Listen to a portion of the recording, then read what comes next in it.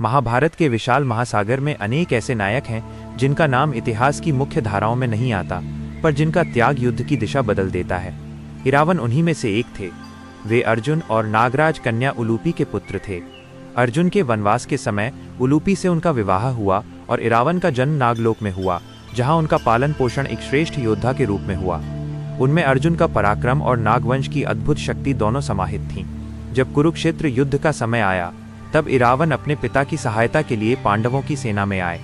उस समय पांडवों के सामने सबसे बड़ी चुनौती ये थी कि कौरवों के पास भीष्म, द्रोण और कर्ण जैसे अजेय योद्धा थे और युद्ध आरंभ होने से पहले देवताओं की विशेष कृपा आवश्यक मानी गई। कथाओं के अनुसार युद्ध से पूर्व ये ज्ञात हुआ कि यदि एक ऐसा वीर अपने प्राणों का बलिदान दे जो राजवंशीय हो, पूर्ण योद्धा हो और स्वेच्छा से मृत्यु स्वीकार करे, तो देवता प्रसन्न होंगे और पांडवों की विजय सुनिश्चित होगी।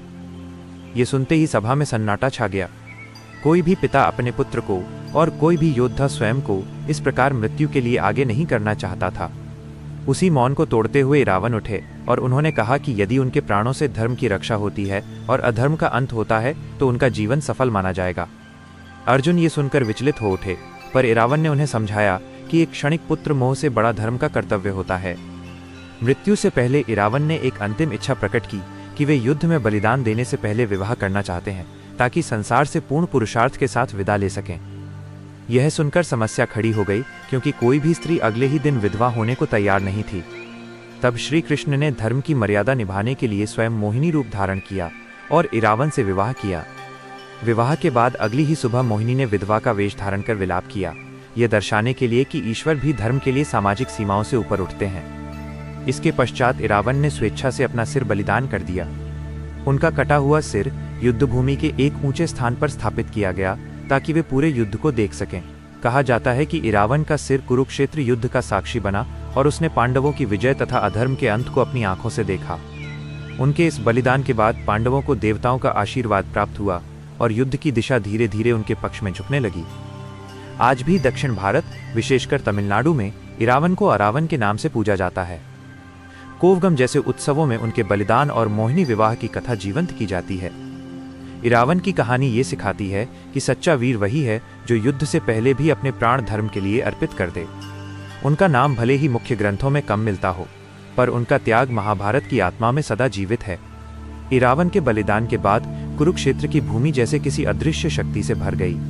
युद्ध आरंभ हुआ और पहले ही दिन से पांडवों की सेना में एक अलग प्रकार का आत्मविश्वास दिखाई देने लगा। कहा जाता है कि इरावन का वो कटा हुआ शीश जो ऊंचे स्थान पर स्थापित था, पूरे युद्ध को देख रहा था। जब भी पांडव संकट में पड़ते, वो मौन साक्षी बनकर मानो देवताओं से उनकी रक्षा की याचना करता।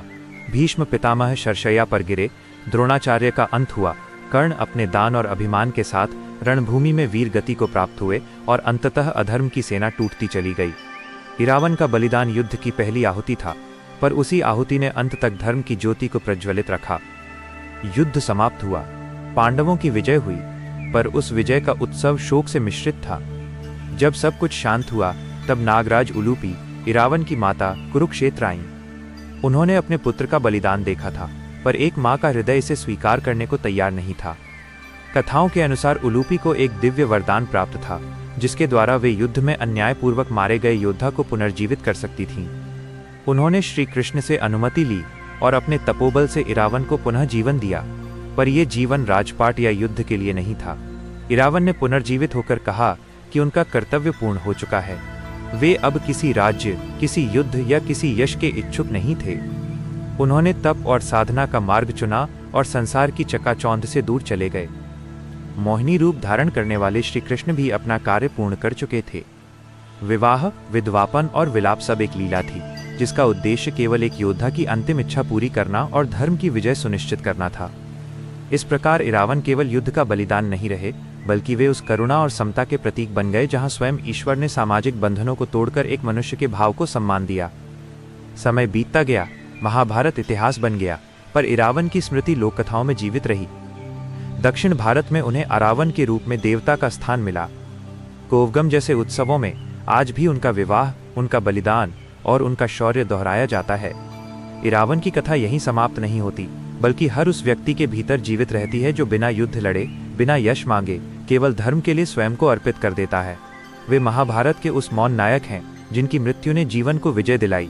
जब इरावन ने अपना बलिदान स्वीकार किया और श्री कृष्ण ने मोहिनी रूप धारण कर उनसे विवाह किया, उसी क्षण कथा केवल एक व्यक्तिगत घटना नहीं रही, बल्कि वह पूरे युद्ध की नियति से जुड़ गई। विवाह की रात इरावन केवल एक वर नहीं थे, वे एक योद्धा थे जो जानते थे कि अगली सुबह उनका शरीर नहीं, केवल उनका शीश शेष रहेगा। उस रात उन्होंने मोहिनी से युद्ध, धर्म और भविष्य के बारे में संवाद किया। इरावन ने पूछा कि क्या उनका ये बलिदान सचमुच पांडवों की विजय का कारण बनेगा। मोहिनी रूप में श्री कृष्ण ने उत्तर दिया कि युद्ध शस्त्रों से नहीं, त्याग से जीता जाता है, और जो स्वयं को अर्पित करता है वही इतिहास की धुरी बनता है। प्रातः होते ही कुरुक्षेत्र की भूमि पर एक विशेष यज्ञ संपन्न हुआ। इरावन को स्नान कराकर, शस्त्रों से सजाकर योद्धा के रूप में नहीं बल्कि यज्ञ पुरुष के रूप में प्रस्तुत किया गया। यह कोई साधारण मृत्यु नहीं थी, यह धर्म के लिए दी गई चेतन आहुति थी। उसी क्षण आकाश में देवताओं की उपस्थिति मानी गई। पवन स्थिर हो गया, सूर्य की किरणें मंद पड़ गईं और धरती जैसे मौन हो गई। इरावन ने अंतिम बार अपने पिता अर्जुन की ओर देखा, जिन्होंने अश्रुओं को रोककर अपने पुत्र को प्रणाम किया, क्योंकि उस समय वे केवल पिता नहीं, धर्म के साक्षी भी थे। बलिदान के तुरंत बाद इरावन का शीश युद्ध भूमि के सबसे ऊंचे स्थान पर स्थापित किया गया। यहीं से एक महत्वपूर्ण कड़ी जुड़ती है। यह माना जाता है कि युद्ध के हर निर्णायक क्षण में जब पांडवों का मन डगमगाता, तब इरावन का वो शीश मौन होकर भी उनकी ओर देखता रहता, और वही दृष्टि उन्हें स्मरण कराती कि युद्ध अब व्यक्तिगत नहीं रहा। यह एक ऐसे त्याग की रक्षा के लिए लड़ा जा रहा है जो पहले ही दिया जा चुका है। भीम के क्रोध, अर्जुन के संदेह और युधिष्ठिर की नैतिक दुविधाओं के बीच ये स्मृति एक सेतु बन गई। इसी सेतु के कारण श्री कृष्ण बार बार युद्ध भूमि में अर्जुन को गीता का भाव स्मरण कराते हैं, कर्म करो, फल का मोह छोड़ो। इरावन का बलिदान उस उपदेश का जीवित उदाहरण बन चुका था। जब भीष्म शरशैया पर गिरे, तब कहा जाता है कि इरावन के शीश ने पहली बार शांत भाव से युद्ध को देखा, मानो उसे विश्वास हो गया हो कि उसका त्याग व्यर्थ नहीं गया। द्रोण और कर्ण के पतन के समय भी वही मौन साक्ष्य बना रहा। युद्ध समाप्त होने पर जब उलूपी आईं और अपने पुत्र के शीश के सामने खड़ी हुईं, तब उन्होंने युद्ध नहीं, उस जोड़ को देखा जहां एक पुत्र का बलिदान पूरे वंश की विजय में बदल गया था। उन्होंने श्री कृष्ण से कहा कि इरावन का जीवन भले ही छोटा रहा, पर उसका अर्थ सबसे बड़ा था। यही वो कड़ी है जो इरावन को केवल एक बलिदानी योद्धा नहीं बल्कि महाभारत की आत्मा से जोड़ देती है। उनका त्याग युद्ध से पहले था, पर उसका प्रभाव युद्ध के अंत तक बहता रहा, ठीक वैसे ही जैसे नदी का स्रोत दिखता नहीं, पर वही पूरे प्रवाह को जीवन देता है। उलूपी जब अपने पुत्र इरावन के शीश के सामने खड़ी थीं, तब कुरुक्षेत्र की भूमि पर युद्ध समाप्त हो चुका था, पर बलिदान की गूंज अभी भी शेष थी। वहीं से कथा एक और गहरे मोड़ में प्रवेश करती है। उलूपी ने श्री कृष्ण से वरदान की बात कही। शास्त्रों के अनुसार उलूपी को यह सिद्धि प्राप्त थी कि वे ऐसे वीर को पुनर्जीवित कर सकती थीं जिसकी मृत्यु छल या अधर्म से हुई हो।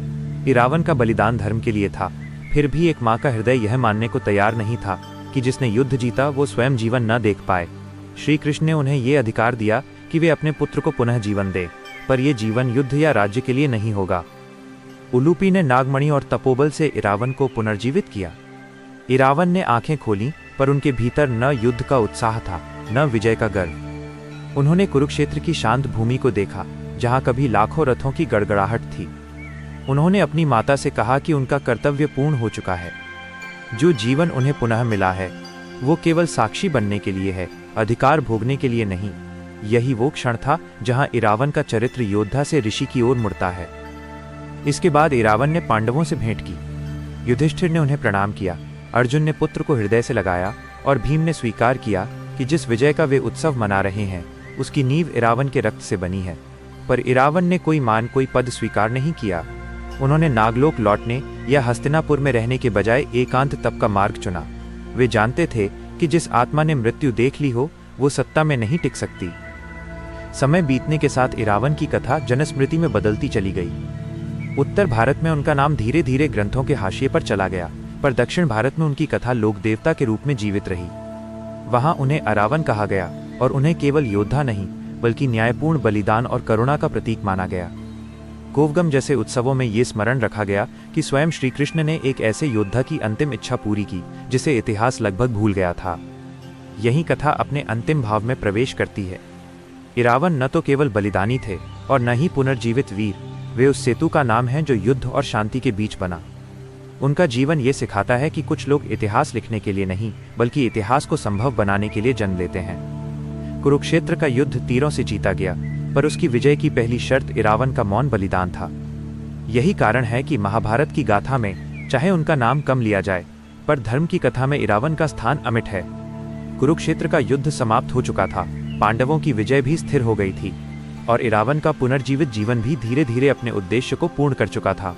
अब कथा अपने अंतिम चरण में प्रवेश करती है, जहां शोर, शस्त्र और विजय सब पीछे छूट जाते हैं और केवल अर्थ शेष रहता है। इरावन ने अंततः नागलोक भी नहीं लौटने का निर्णय किया। उन्होंने अपनी माता उलूपी से कहा कि जिस आत्मा ने स्वेच्छा से मृत्यु को स्वीकार कर लिया हो, वो दोबारा किसी बंधन में नहीं बंध सकती। वे हिमालय की ओर चले गए, जहां उन्होंने तप, ध्यान और मौन को अपना जीवन बना लिया। वहां इरावन योद्धा नहीं रहे, वे त्याग के प्रतीक बन गए। कुछ कथाओं में कहा जाता है कि वहीं उन्होंने देह का अंतिम त्याग किया और अपने अस्तित्व को प्रकृति में विलीन कर दिया। यह उनकी दूसरी और अंतिम विदाई थी, इस बार बिना किसी युद्ध, बिना किसी यज्ञ, केवल शांति के साथ। उधर श्री कृष्ण ने अर्जुन से कहा कि पुत्र का शोक मत करना, क्योंकि इरावन उन गिने कुने आत्माओं में से हैं जो मृत्यु से नहीं, उद्देश्य से पहचानी जाती हैं। अर्जुन को तब ये बोध हुआ कि उनका पुत्र रणभूमि में नहीं, बल्कि धर्म की नींव में समाहित हो चुका है। यही कारण है कि पांडवों की विजय केवल सत्ता की नहीं, आत्मा की विजय बनी। समय के साथ महाभारत ग्रंथ बना, कथाएं संकलित हुईं, पर इरावन का नाम मुख्य धाराओं में धीरे धीरे धुंधला पड़ गया। फिर भी लोक स्मृति ने उन्हें नहीं छोड़ा। दक्षिण भारत में वे अरावन के रूप में देवता बने। कोवगम जैसे उत्सवों में आज भी उनका विवाह, उनका बलिदान और उनकी विधवा कथा जीवित रखी जाती है, यह स्मरण दिलाने के लिए कि समाज से अलग खड़े लोग भी धर्म के केंद्र में हो सकते हैं। कथा का अंतिम सत्य यही है, इरावन ने न राज्य मांगा, न यश, न इतिहास में स्थान। उन्होंने केवल ये चुना कि युद्ध शुरू होने से पहले ही अपने प्राण दे दें, ताकि लाखों प्राणों का अंत शीघ्र हो सके। यही उनका अंतिम और सबसे बड़ा योगदान था। महाभारत की ये गाथा हमें सिखाती है कि कुछ नायक युद्ध जीतते हैं और कुछ नायक युद्ध को अर्थ देते हैं। इरावन उन्हीं में से थे, एक मौन बलिदान जिसने धर्म को विजयी बनाया और स्वयं इतिहास के शोर से परे अमर हो गया।